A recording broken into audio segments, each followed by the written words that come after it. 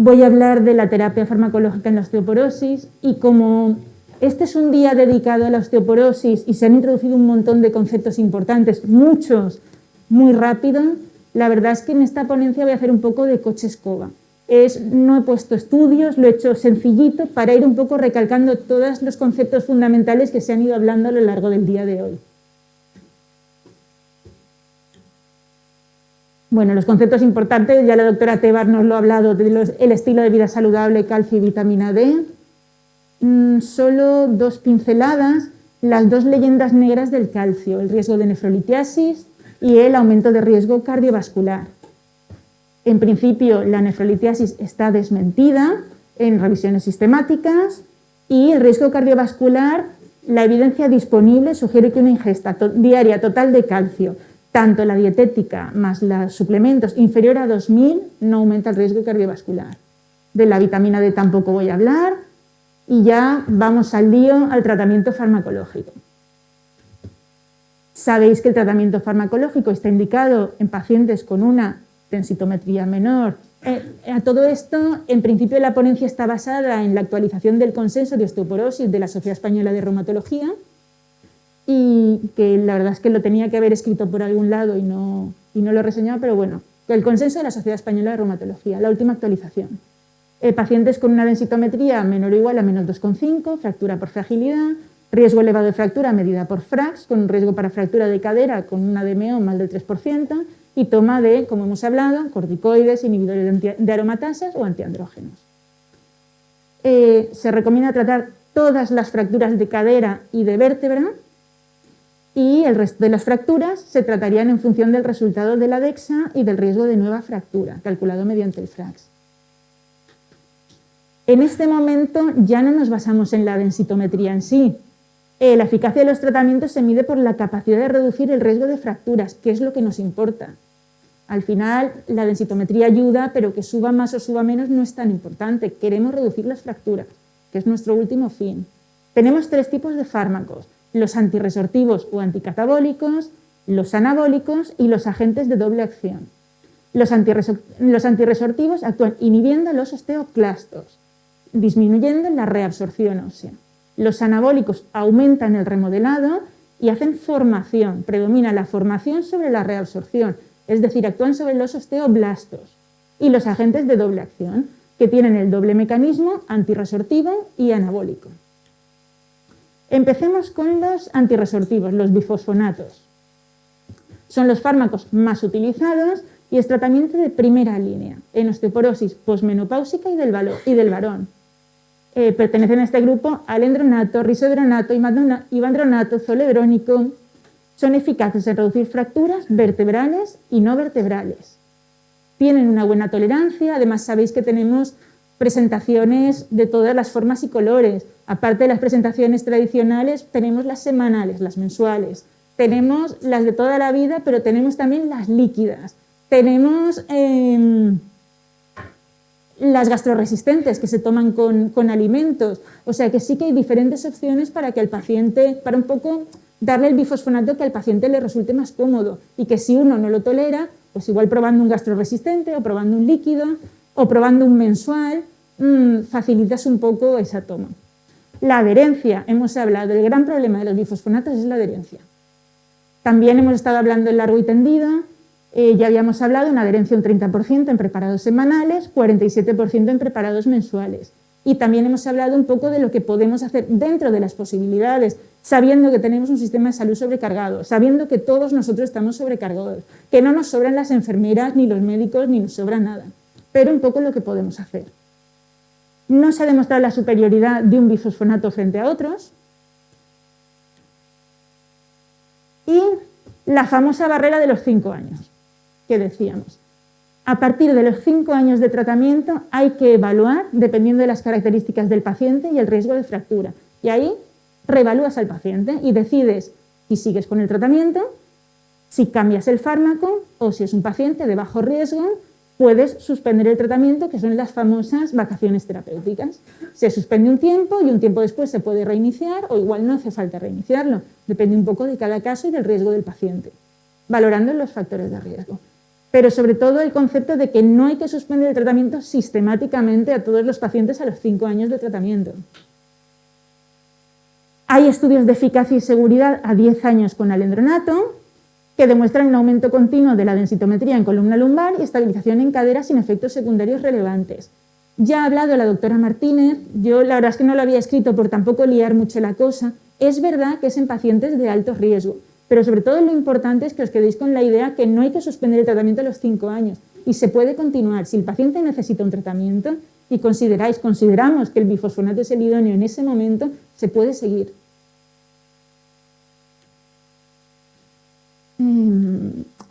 Muy importante el aporte de calcio y vitamina D. Estamos hablando de un fijador del calcio. Si no tenemos calcio que fijar, no estamos haciendo nada con el tratamiento o no estamos haciendo suficiente con el tratamiento. Y si eso se lo explicas al paciente, el paciente lo entiende.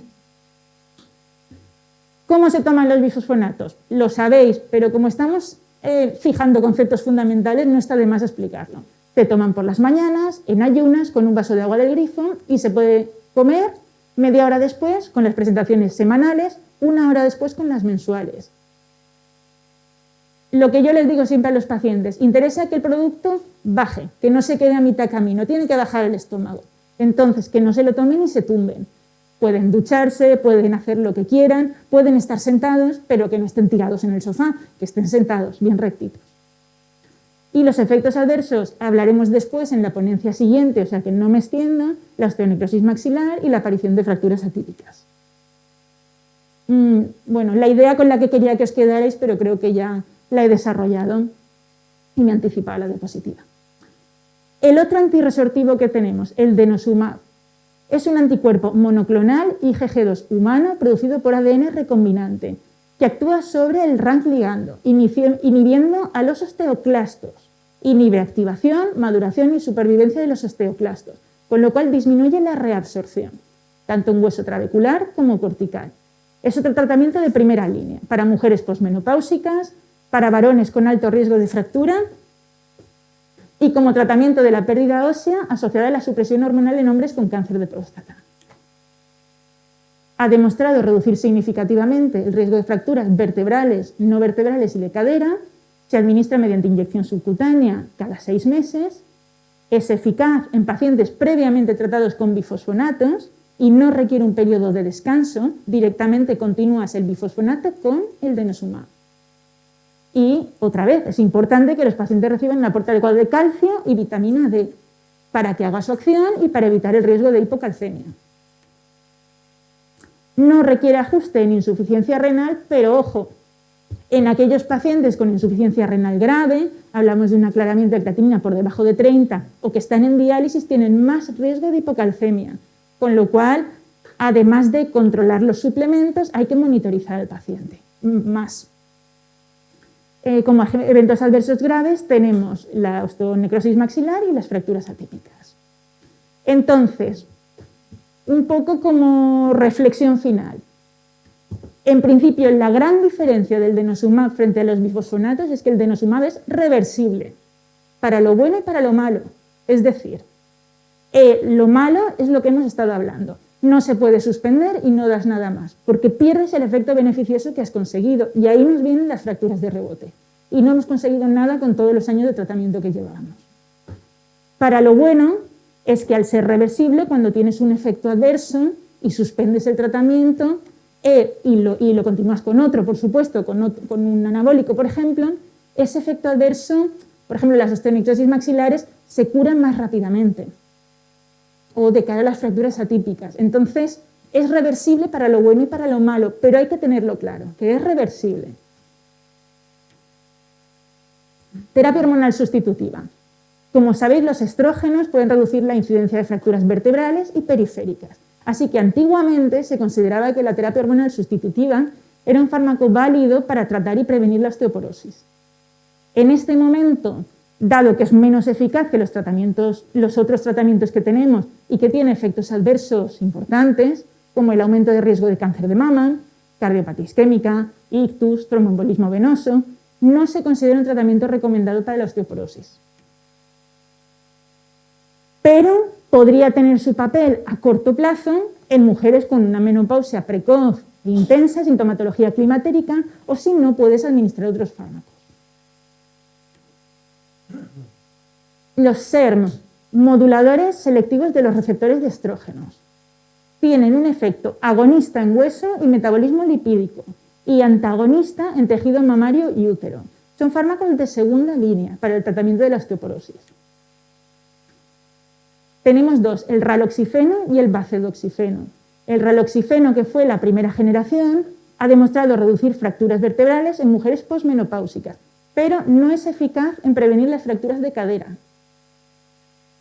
A pesar de su efecto beneficioso en el metabolismo de los lípidos, no parece que reduzca el riesgo de enfermedad coronaria y además se relaciona con un aumento de fenómenos tromboembólicos. Eso sí, a los ginecólogos les gusta mucho este tipo de fármacos porque disminuye la incidencia del cáncer de mama con receptor estrogénico positivo. El bacedoxifeno es la segunda generación, el más nuevo, y reduce la incidencia de fracturas vertebrales en mujeres posmenopáusicas, pero en los estudios no logró reducir la incidencia de fracturas de cadera, solo en el subgrupo de alto riesgo. Y aunque en menor medida que el raloxifeno, también presenta eventos adversos trombóticos, como trombosis venosa profunda, embolismo pulmonar y trombosis venosa de la retina. Cerramos el capítulo de los antirresortivos y vamos a los anabólicos, a los que forman hueso, que tenemos las distintas teriparatidas, producidas en Escherichia coli mediante tecnología de ADN recombinante, es idéntica a la secuencia N-terminal de 34 aminoácidos de la hormona paratiroidea humana. Administrada a dosis bajas de forma intermitente, actúa sobre los osteoblastos, promoviendo la formación del hueso. Es un fármaco de primera línea para el tratamiento de la osteoporosis con elevado riesgo de fractura en mujeres posmenopáusicas, en varones y en osteoporosis por corticoides. En mujeres posmenopáusicas ha demostrado una disminución significativa de la incidencia de fracturas vertebrales y no vertebrales, pero no en fracturas de cadera. Pero también tiene la capacidad de mejorar los retrasos de la consolidación de fracturas y la osteointegración de la prótesis. Aún se está viendo un poco en este sentido cuánto.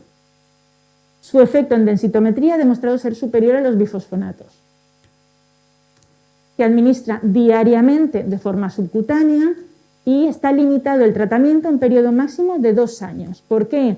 Porque en los estudios con ratas de Fischer se vio que tratamientos más prolongados se provocaba un osteosarcoma. En humanos no se vio este efecto, pero el laboratorio no hizo estudios a más largo plazo en humanos. O sea que no hay estudios, no hay evidencia, o sea que no podemos prolongar el tratamiento más allá de 2 años de tratamiento.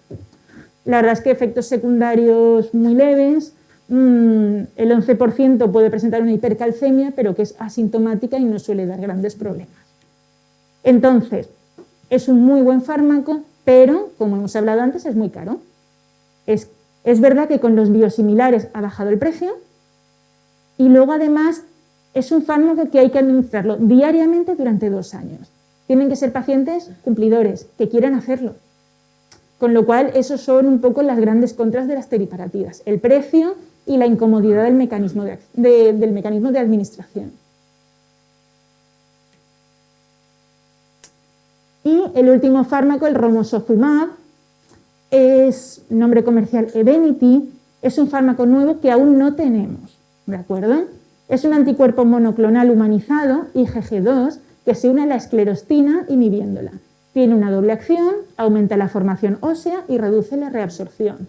Se aprobó por la FDA en abril del 19, se aprobó por la EMA en diciembre del 19 y en ficha técnica salió la indicación de osteoporosis grave en mujeres posmenopáusicas con un elevado riesgo de fractura, pero no está comercializado, o sea que de momento no lo podemos prescribir y no sabemos cuándo saldrá. El laboratorio nos dice que pronto, pero no lo sabemos. La pauta recomendada consiste en tratar con romosozumab durante 12 meses y luego continuar con un tratamiento antirresortivo. No requiere ajuste de dosis en pacientes con insuficiencia renal. En los pacientes con insuficiencia renal grave o que se someten a diálisis hay que monitorizar la concentración de calcio. Es un fármaco que en términos de eficacia parece muy bueno, ha demostrado una reducción estadísticamente significativa del número de fracturas, tanto clínicas como subclínicas, y de hecho en un estudio que comparaba romosozumab con alendronato, que es el gold standard, se vieron 127 fracturas en el grupo de romo frente a 243 del grupo de alendronato. Pero no todo es tan bonito. Entonces aquí tenemos la contra. En los estudios aleatorizados y controlados se ha observado un aumento de los acontecimientos cardiovasculares graves, infarto de miocardio y accidente cerebrovascular, con lo cual está contraindicado en pacientes que hayan sufrido infarto de miocardio o accidente cerebrovascular con anterioridad. Previo a instaurar el tratamiento, hay que consensuar médico-paciente y valorar beneficios-riesgos, poner en un lado de la balanza el riesgo de fractura y en el otro el riesgo cardiovascular, basado en factores de riesgo. Enfermedad cardiovascular establecida, hipertensión, hiperlipidemia, diabetes mellitus, tabaquismo, insuficiencia renal grave y edad. Y si durante el tratamiento una paciente experimenta un infarto de miocardio o un accidente cerebrovascular, hay que interrumpir el tratamiento con romosozumab. También se ha notificado hipocalcemia transitoria como efecto adverso poco frecuente, osteonecrosis de mandíbula y fracturas atípicas. Pero como digo, aún no tenemos manejo de este fármaco porque no está comercializado aún. Y muchas gracias por su atención. Muchas gracias. La doctora Tebar te agradece que hayas ajustado tu tiempo para poder compensar el suyo. Seguimos.